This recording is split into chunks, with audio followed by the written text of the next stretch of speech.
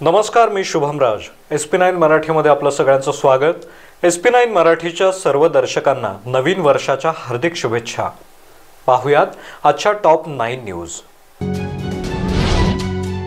विघ्नहर्ता रोड लाईन्सचे संस्थापक सर्जेराव माईंगडे हे सामाजिक बांधिलकी म्हणून आपल्या गावात आणि परिसरात प्रत्येक वर्षी अनेक सामाजिक उपक्रम राबवत आहेत.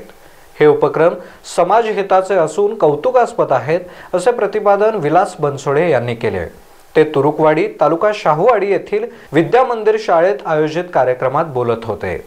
यावेळी मुख्याध्यापक चंद्रकांत पाटील यांची प्रमुख उपस्थिती होती. सकाळी 9 वाजता पाटीलवाडी कोतोली येथे जिल्हा परिषद शाळेतील तसेच न्यू इंग्लिश स्कूल कोतोली येथील विद्यार्थ्यांना शैक्षणिक साहित्य तसेच खाऊ वाटप करण्यात आले. यावेळी शाळेचा माजी विद्यार्थी, सैन्य दलातील जवान गणेश काटके व सर्जेराव माईंगडे याचा शाळेच्या वतीने सत्कार करण्यात आला. विद्या मंदिर तुरुकवाडी येथील शैक्षणिक साहित्य वाटप करण्यासाठी तुरुकवाडी गावातील प्रतिष्ठित नागरिक जयवंत पाटील, अशोक पाटील, संतोष पाटील, संजय माईंगडे, गणेश काटके, प्रकाश काटके, अप्पासो बनसोडे, जगदीश बनसोडे, विजय माईंगडे, सुनील माईंगडे, अजय माईंगडे, शिक्षिका अंजना पाटील, भाग्यश्री दहिवाल आदींसह ग्रामस्थ उपस्थित होते. कोल्हापूर जिल्ह्यात पालकमंत्री हसन मुश्रीफ यांच्या पुढाकाराने तसेच जिल्हाधिकारी राहुल रेखावार यांच्या मार्गदर्शनाखाली जिल्ह्यातील महिला आणि बालकांच्या विकासासाठी अनेक योजनांचे प्रभावीपणे अंमलबजावणी केली जात आहे. तत्कालीन महिला आणि बाल विकास अधिकारी शिल्पा पाटील आणि सध्याचे अधिकारी प्रशांत शिर्के यांच्याकडून यासाठी नियोजनबद्ध प्रयत्न होत आहेत. जिल्ह्यातील बालकांच्या विकासासाठी केलेल्या उल्लेखनीय कामाबद्दल जिल्हाधिकारी राहुल रेखावार यांच्यासह कोल्हापूरचे बाल कल्याण समिती आणि जिल्हा महिला आणि बाल विकास अधिकारी कार्यालयाला राज्याच्या बाल हक्क आयोगाकडून नुकतेच बाल सेही पुरस्काराने गौरवले आहे. बाल संगोपन योजनेचा बालकांना लाभ आर्थिक परिस्थिती अथवा अन्य कारणांनी सांभाळ होऊ न शकणाऱ्या तसेच कोविड-19मुळे अनाथ, निराधार, गरजू, एक पालकत्व असणाऱ्या मुलांसाठी महिला व बालविकास विभागाच्या वतीने क्रांतिज्योती सावित्रीबाई फुले बाल संगोपन योजना राबवली जात आहे. या योजनेतून अशा बालकांना दरमहा 2250 रुपयांचा लाभ दिला जाईल. या योजनेअंतर्गत जिल्ह्यात मार्च 2022-23 या आर्थिक वर्षात 1480 बालकांना 75 लाख रुपयांचा लाभ वाटप करण्यात आला आहे. तर 2578 बालकांना लाभ मंजूर झाला असून उर्वरित 2572 बालकांनाही लाभ देण्याची प्रक्रिया सुरू आहे. तालुका स्तरावर मेळाव्यांच्या माध्यमातून जिल्ह्यातील जास्तीत जास्त गरजू बालकांना योजनेचा लाभ मिळवून देण्यासाठी प्रयत्न होत आहेत. कोविड-19मुळे दोन्ही पालक गमावलेली 14 बालके व एक पालक गमावलेली 1041 बालके जिल्ह्यात आहेत. या मुलांना बाल संगोपन योजनेचा लाभ देण्यात आला आहे. तसेच 14 अनाथ बालकांना PM केअर योजनेचा एकरकमी 10 लाख रुपयांचा व राज्य शासनाच्या योजनेतून 5 लाख रुपयांचा लाभ देण्यात आला आहे. तसेच या 14 अनाथ बालकांना जिल्हा विधी सेवा प्राधिकरणाच्या माध्यमातून कायदेशीर पालकत्वाचा हक्क मिळवून दिला आहे. याबरोबरच बाल कल्याण निधीमधून 815 बालकांना शैक्षणिक फी, वसतिगृह शुल्क व शैक्षणिक साहित्यांसाठी 10,000 रुपयांपर्यंत असा एकूण 61,04,697 रुपयाचा लाभ जिल्ह्यातील बालकांना दिला आहे. छत्रपती शिवाजी महाराज यांच्या राज्याभिषेक दिनाच्या 350व्या वर्षपूर्तीनिमित्त राज्य सरकारकडून राज्यभरात प्रत्येक जिल्ह्यात छत्रपती शिवरायांवरील महानाट्याच्या प्रयोगाचे आयोजन केले जाणार आहे. कोल्हापूर जिल्ह्यात दिनांक 5, 6 आणि 7 जानेवारी 2024 रोजी या महानाट्याचे आयोजन शहरात गांधी मैदान येथे केले जाणार आहे. छत्रपती शिवाजी महाराज यांच्या कार्याची माहिती जनसामान्यांना करून देण्यासाठी 3 प्रयोगांचे आयोजन एकाच ठिकाणी सलग 3 दिवस होणार आहे. हे महानाट्य पाहण्यासाठी सर्वांसाठी मोफत प्रवेश असणार आहे. छत्रपती शिवाजी महाराज यांच्या राज्याभिषेक दिनाच्या 350व्या वर्षपूर्तीनिमित्त राज्य सरकारकडून राज्यभरात प्रत्येक जिल्ह्यात छत्रपती शिवरायांवरील महानाट्याच्या प्रयोगाचे आयोजन केले जाणार आहे। कोल्हापूर जिल्ह्यात दिनांक 5, 6 व 7 जानेवारी 2024 रोजी या महानाट्याचे आयोजन शहरात गांधी मैदान येथे केले जाणार आहे। छत्रपती शिवाजी महाराज यांच्या कार्याची माहिती जनसामान्यांना करून देण्यासाठी 3 प्रयोगांचे आयोजन एकाच ठिकाणी सलग 3 दिवस होणार आहे। हे महानाट्य पाहण्यासाठी सर्वांसाठी मोफत प्रवेश असणार आहे।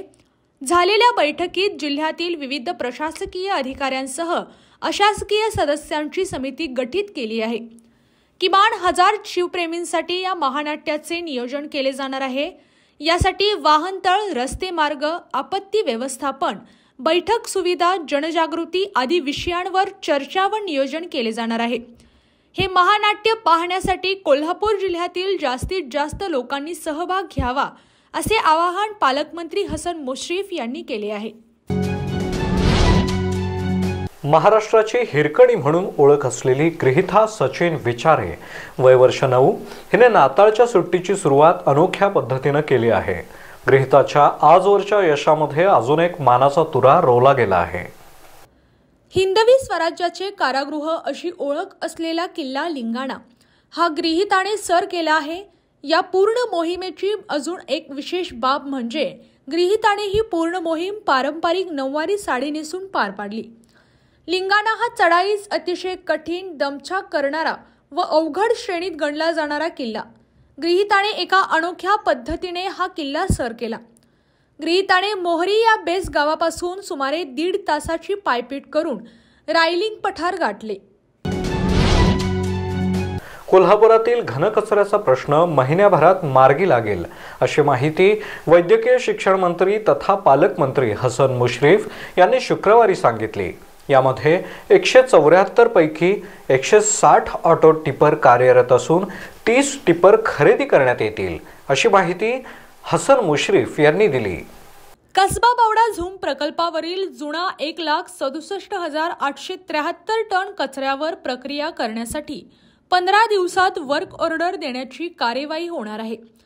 येथून सध्या ओला 140 आणि सुखा 60 असा 200 टन कचरा उचलला जातो। दैनंदिन 180 टन कचऱ्यावर प्रक्रिया करण्यात येते। यासाठी रिकार्ड या कंपनीसोबत 20 वर्षांसाठी करार होत असून महिन्याभरानंतर हा कचऱ्याचा डोंगर झिरो होईल असे मुश्रीफ यांनी सांगितले। सायकल चालवल्यामुळे प्रदूषण होत नाही, शरीराचा चांगला व्यायाम होतो, शरीर आणि मन निरोगी, उत्साही आणि आनंदी राहते असा संदेश देत बर्फ आणि उभ्या चढउतारांचा रस्ता पार करत 71 वर्षांचे तरुण तुर्क आणि 47 वर्षांचे वृद्धत्वाकडे झुकलेल्या कोल्हापूरच्या 7 जणांनी नुकतीच काश्मीर ते कोल्हापूर सायकल सफर लीलया पूर्ण केली।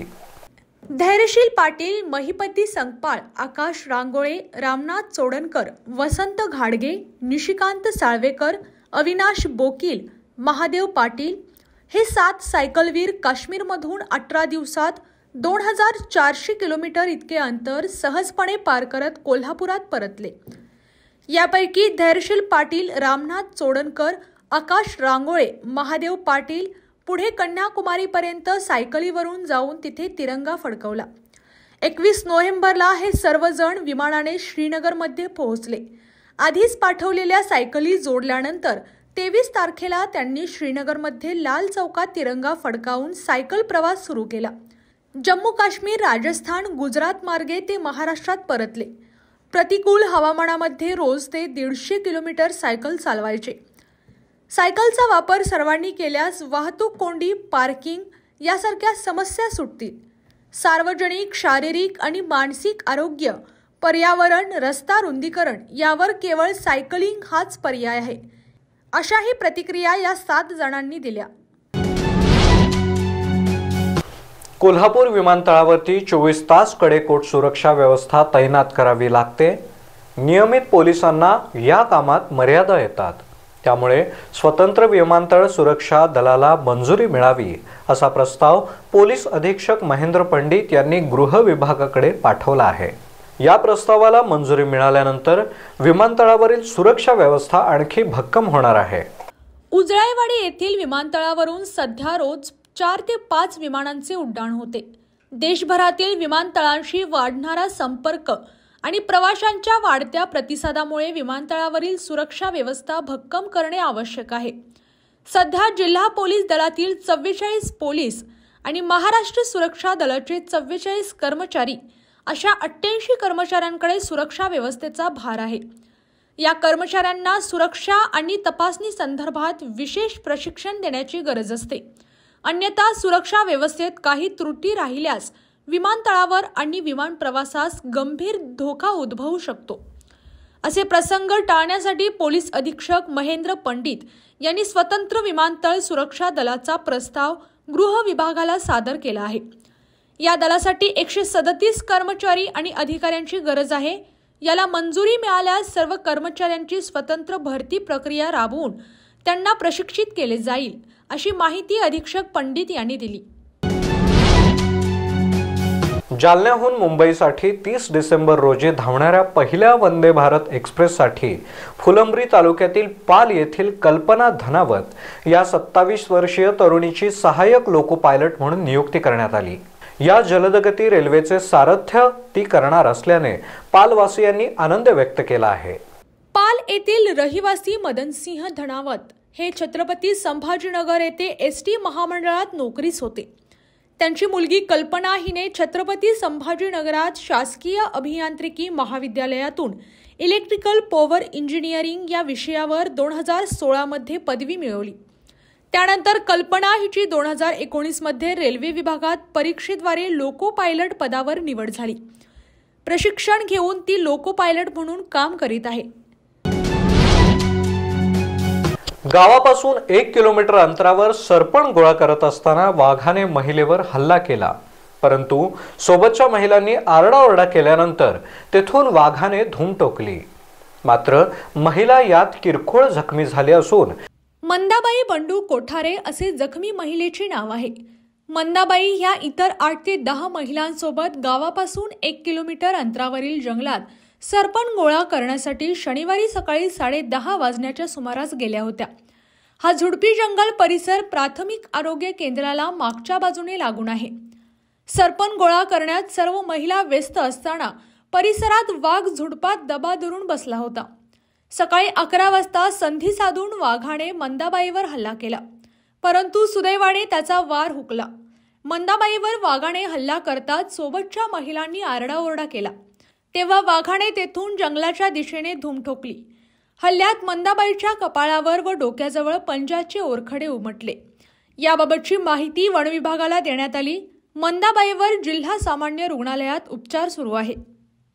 तर या होत्या आजच्या टॉप 9 न्यूज। पुन्हा भेटूयात उद्याच्या टॉप 9 न्यूज सह। तोपर्यंत नमस्कार। पाहत रहा SP9 Marathi, your time your news.